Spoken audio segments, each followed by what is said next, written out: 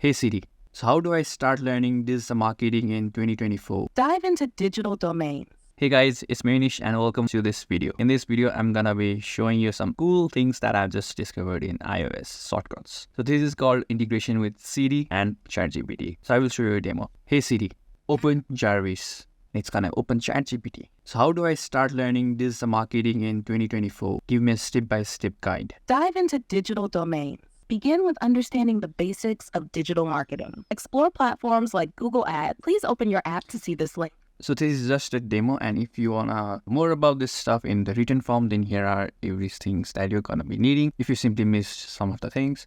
So if you want this iOS shortcuts, then I will link this app link in the description below, so you can just go ahead and just install and you are good to go with everything. But make sure you install ChatGPT and sign up to the ChatGPT account to make sure this system works. So this is for this 1-minute video. See you next time. Peace out.